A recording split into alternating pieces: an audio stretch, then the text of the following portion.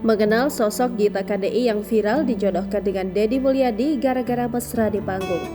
Momen kemesraan Deddy Mulyadi dan Gita KDI ini terekam saat acara Safari Ramadan di Desa Dangder, Kecamatan Bungur Sari, Purwakarta.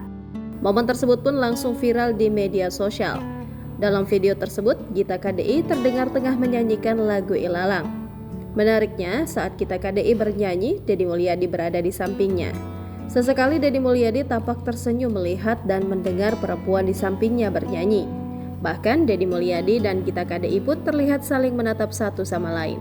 Tak hanya itu, Deddy Mulyadi bahkan tidak ragu mengelus kepala Gita KDI. Gita KDI pun sontak tersenyum dan tampak salah tingkah. Melihat reaksi Gita KDI, Deddy Mulyadi pun hanya tertawa. Sontak momen tersebut membuat masyarakat heboh.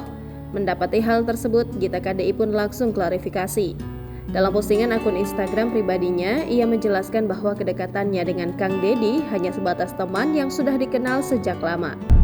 Kita takut jadi salah paham. Kang Deddy sama kita sejak lama berteman ya. Karena memang sudah akrab dari dulu. Jadi mohon untuk akun-akun yang membuat gosip yang aku terima kasih. Dikutip dari Tribun News Wiki, pemilik nama lengkap Gitalis Dwi Natarina itu lahir di Garut, Jawa Barat 10 Oktober 1985. Ia kuliah jurusan seni musik di Universitas Pendidikan Indonesia Bandung. Selain memperluas ilmunya di bidang musik, Gita juga lulusan dari UIN Bandung dengan jurusan dakwah dan penyiaran Islam. Gita KDI menikah dengan Ihwan Agus Salim pada 8 Maret 2010 dan dikaruniai 4 orang anak. Tapi sayangnya, biduk rumah tangganya berakhir dengan perceraian.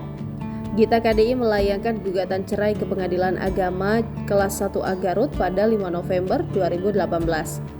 Gita KDI memulai karirnya sebagai penyanyi religi.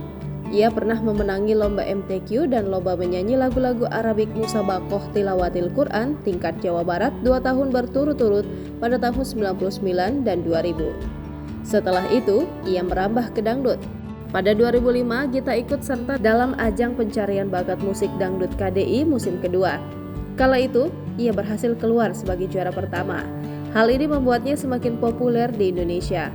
Dalam bermusik, ia telah menelurkan beberapa album seperti Rindu-Rindu Asmara, Kerudung Suci, dan Ingkar Janji. Tak hanya itu saja, Gita KDI pun merambah ke dunia seni peran.